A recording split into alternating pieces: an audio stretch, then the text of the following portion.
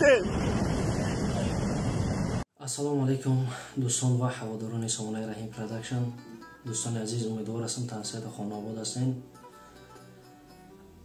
هر اون نفری که این لحظه نوار ما را تماشا کرده است میدونه که گپ در باره چی رفته است. دوستان عزیز، گپ در باره مردم ضرر دیده وطن عزیزمون، مردمی که امروز بسیار نفرات در خانه‌اش ماتم دارند، مردمی که از اون زمین ها، از اون جاهایی که امروز زیر آب کردگی گشت و گذار میکردن. دوستان عزیز، به نهایت زیق شدم، به نهایت غمگین شدم. برادران عزیز که یک روز نیست یوتیوب داره یک چیز خوب میخوای تماشا کنید، هر روز میبینی یک مادر تاجیک آه داره، یک بچه تاجیک غریبی غلطی داره، یک دختر تاجیک چیکار کردن.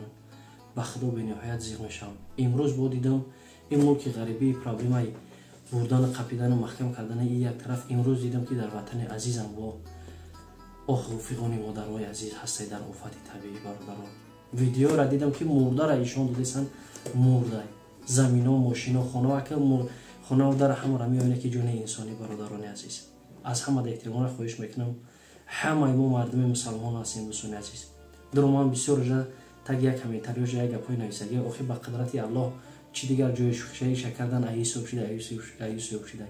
ای همه در خوب دوستان عزیز در حقشون دعا کردن در کار، در حق اون نفر، در حق وطن عزیز، در حق اون نفرایی که در انم آفت طبیعی وحدت رشت دیگر جو ورزو به دیگر جو نگاه کنید چه زلال دیدن، چه نفر مردن. نبود وقتای اخیر باور کنین از زنده در مرده را بسیار نام میگیرن، دیگر نام مرده را میگیرن، باور که دیگر جای حیران نمیشه. هر روز هم چیز شده سه برادرها.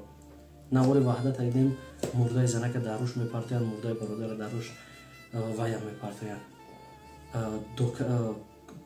رومو را میکشد محکم میکنم. برادر جونا، آفت طبیعی قدرت الهی به همین خاطر ای الله ده هیچ که زور نیست. دعا کنین. من با همه اون نفرانی که در انم آفت طبیعی ضرر دیدن صبر جمیل خواهم. به شما هزار رحمت کلان. با اون نفرانی که در مقامات های دولتی کار میکنن در انمی آفت های طبیعی نسبت شهروندان تاجیک بی‌طرف نبودن دستگیری کردن، از آن جمله مردم محل نشین، اون نفرانی که ماشینا را کجدا بردیسن، ای راه چوب را اینما کردیسن، روی مرده را پوشوندیسن. به همه شما هزار رحمت.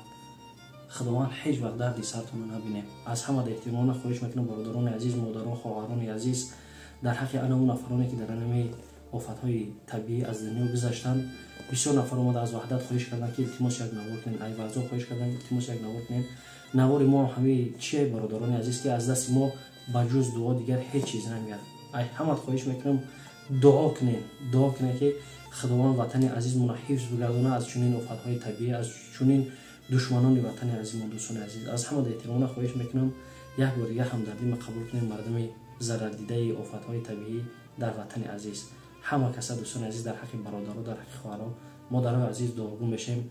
برادران غریب، مادران عزیز، الله